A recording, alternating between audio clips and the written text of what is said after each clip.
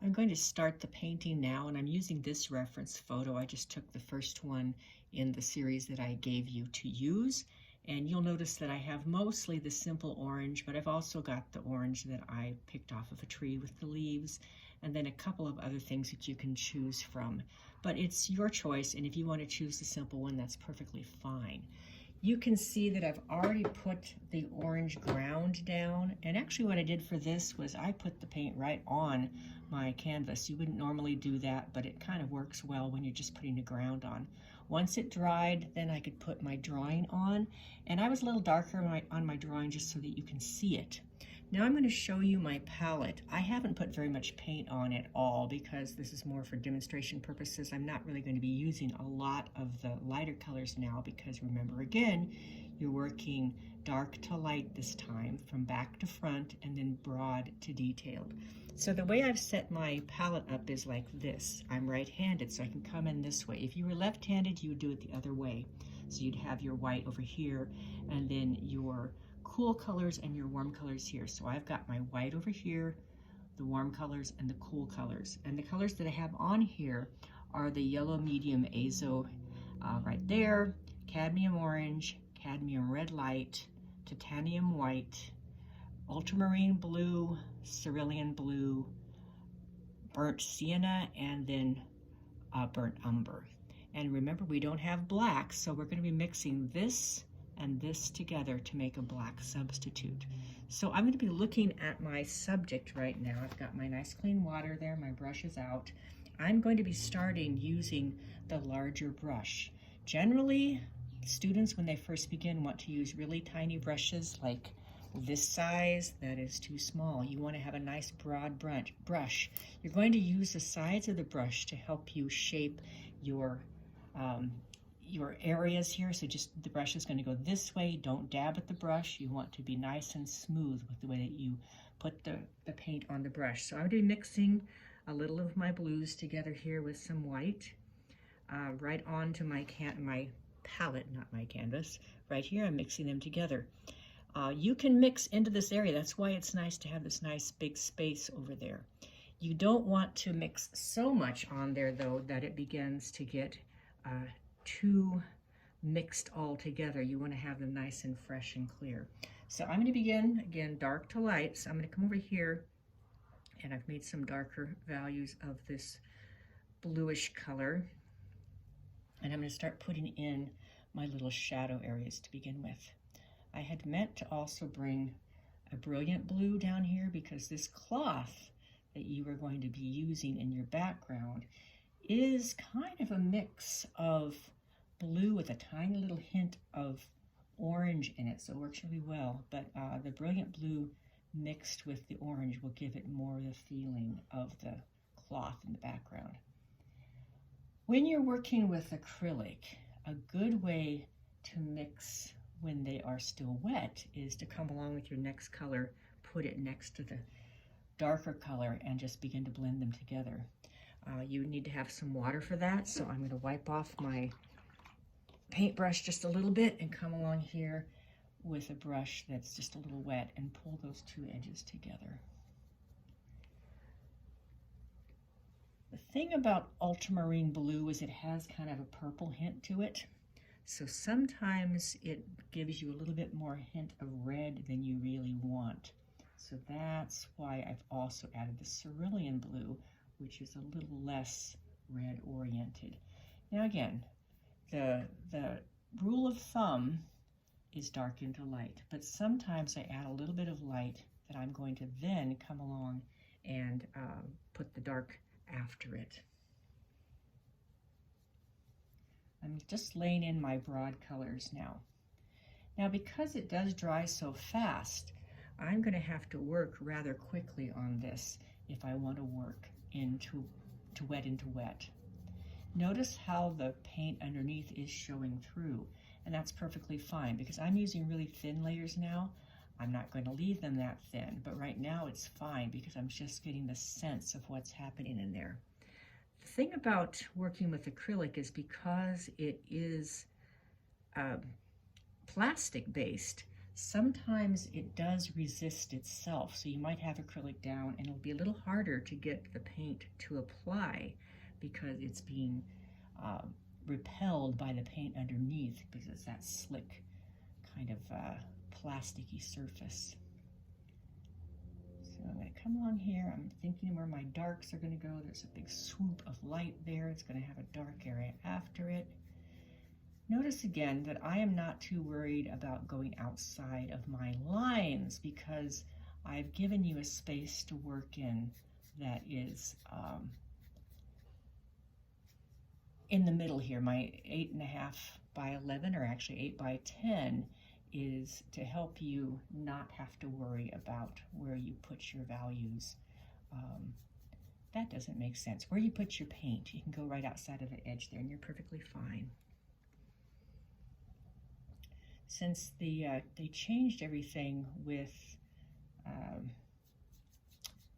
iMovie, I don't know how to edit, so we're going to just go straight through on this. I'm not going to be finishing this, but just to show you some beginning parts.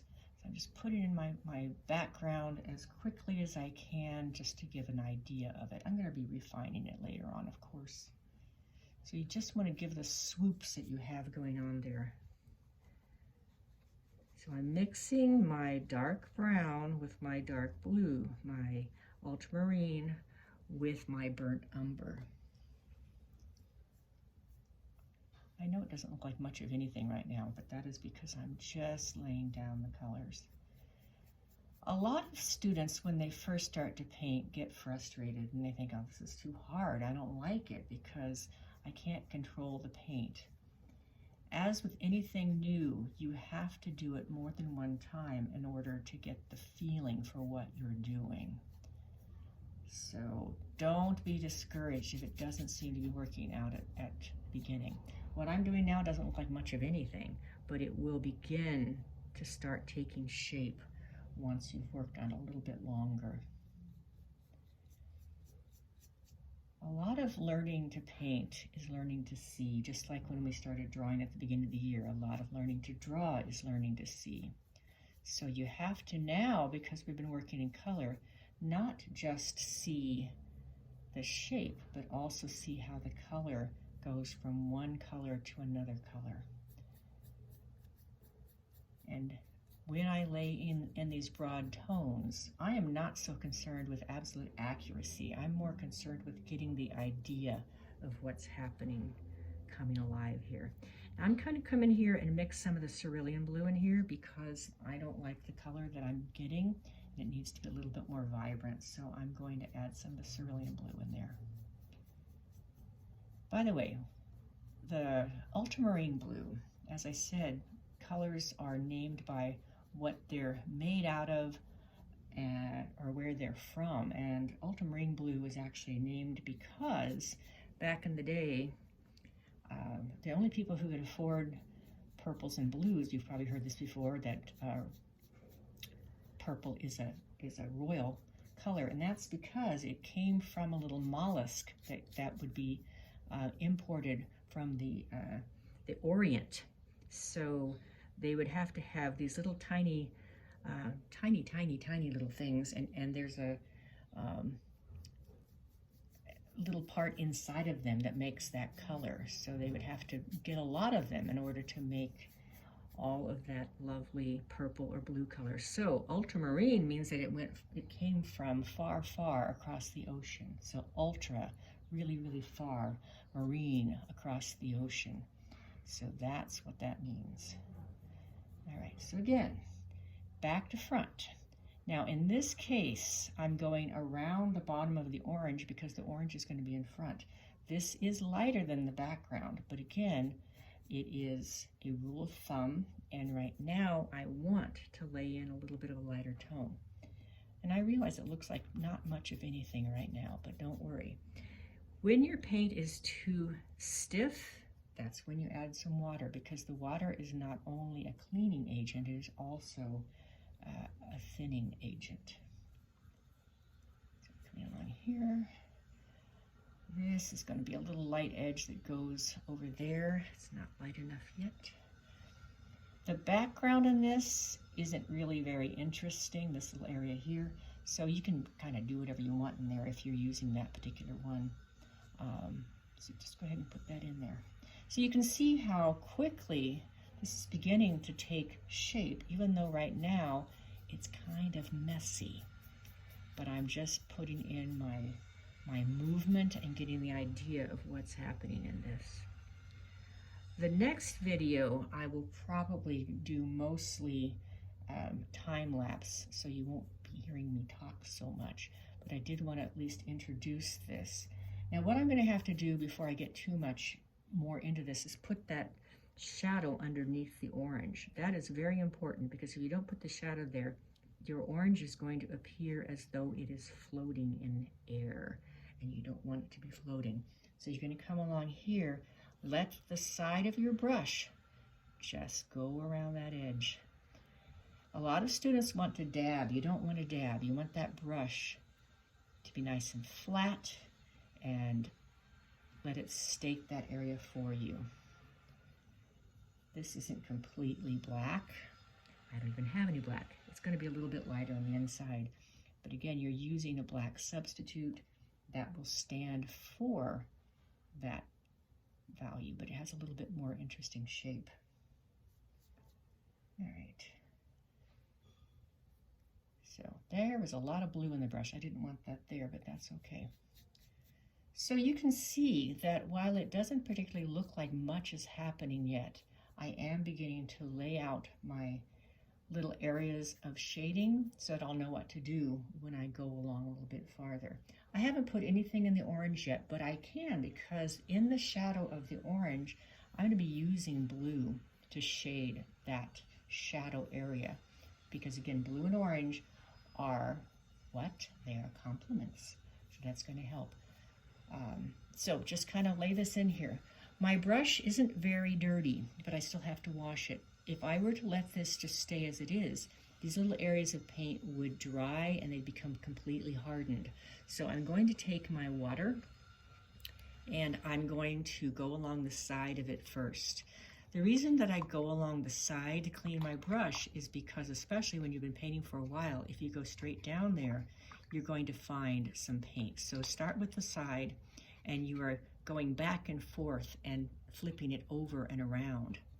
So flipping it around, and then get it as clean as you can. These are red brushes, so they're not going to look as clean as a brush that might be white. And they will eventually stain anyway, so if you have some white brushes, they're going to have a little bit of stain. But this brush started out being red to begin with. Then what I do before I put my brush away is I reshape it. So I take it and I reshape it so that it has that nice shape for when we start again. I will be painting more today, but this is all I wanted to show you, just for how you lay in the values, the darks to the light, on your beginning painting with the ground. I chose the warmer ground because I just prefer the way that looks, but a blue ground would work fine. You could also be really crazy and put a completely different color ground on it. I painted a picture of a cat that I had a while back, and I started the painting with the purple. There was no purple on my cat, but it was kind of fun because it showed through. But right now it's probably best to stick with a blue or an orange ground. So that's your second, and so what I want you to do, your second video, I want you to now put a ground on your canvas. Choose whatever color you'd like within the blue and the orange, and then let it dry, and then draw on top of this. You can use paint to draw with, but I think for a beginning painting, let's do pencil. And then you don't put any shading with the pencil, you just put the shapes that you need, but you do want to make sure that you don't just draw a random round circle. One more thing, remember your composition, because the bottom of this orange is sitting on one of the thirds. Remember the rule of thirds. So 1, 2, 3, 4 thirds. So this is going in the second third on the left and sitting on the bottom third down. So if you had it in the middle, it's going to form a target. It's not going to be as interesting. So because this little area that I call the belly button is on the right hand side, you want to have the orange slightly to the left. If it was going the other direction, you would put it slightly to the right, so it would be over there. It's kind of easy because in the photos I shot, I sort of composed them for you. But always think about that. You don't want to put especially a circle right in the middle because it's going to become a target. So there you go, your assignment again. Get that canvas out, put a ground down, draw the shapes that you need, let everything, well, you have to let it dry before you put the drawing on. Then you're going to get your palette out. You're going to put the colors in a way that keeps them nice and organized. You blend from out here, so I didn't use these yet, but I will in a little bit. And you are going to make sure not to put more down than you need. One more last thing before I end this. These tubes, some of you are not going to get tubes, some of you are going to get little containers, but they do not have a really great design for putting this back on, but it is very, very important. This always screws on well. So sometimes it gets a lot of paint here. You don't want to be squeezing so much paint out that it slops all over. When you squeeze it out, you can get it to go back in by squeezing the opposite direction. So I squeezed it out on the bottom going this way, but I put it back at the top going the other way. That's a good little tip for keeping your paint inside, so you're making a vacuum there. You have to make sure this goes down flush and it screws on nice and cleanly. If it goes on crooked, it's going to get dry. If you forget to put the lid on, then you've wasted an entire tube of paint. Not immediately, but it will begin to dry going this direction. This is my biggest frustration when I start with students, is that I end up throwing away so much paint, partly because students put too much on their palette and they can't use it, or because they don't put the lid on or they lose the lid. So be really, really careful with those lids. Each tube of paint is quite expensive, especially when we get into these really large tubes. So I expect you to be real careful with that. So we have a beginning here. It's going to get better. I'm just laying in my broad values, and then I'll come along and start refining.